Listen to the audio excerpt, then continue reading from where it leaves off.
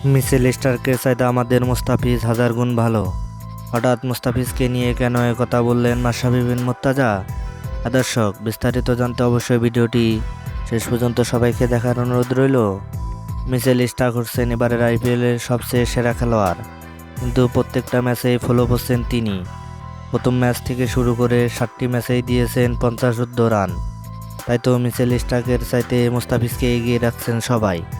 এদিকে Mitchell Starc আরসিবির বিপক্ষে ম্যাচটাকে হেরেই দিয়েছিলেন প্রায়, কিন্তু শেষ বলে উইকেট নিয়ে আবারও দলকে জেতান তিনি।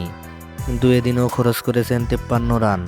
মুস্তাফিজুর রহমান প্রত্যেকটা ম্যাচে ভালো করেছেন, কিন্তু মাঝে মধ্যে একটা দুটো ম্যাচ খারাপ করছেন। কিন্তু মুস্তাফিজকে নিয়ে তবুও প্রশংসায় ভাসাচ্ছেন সবাই। তাই তো মুস্তাফিজের চাইতে স্টার্ক অনেক ভালো বলার অনেকে বলছেন, কারণ মুস্তাফিজুর রহমানের ইনসুইং এবং আউটসুইং এবং কাটার খুবই ভালো, কিন্তু মিচেল স্টার্ক নিজেকে যেন হারিয়ে ফেলেছেন। তাই তো মুস্তাফিজুরকে সবাই এগিয়ে রাখছেন। এদিকে চেন্নাইয়ের সেরা পাত্র হয়েছেন মুস্তাফিজ।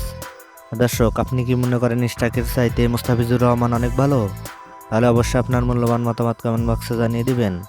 ধন্যবাদ। আল্লাহ হাফেজ।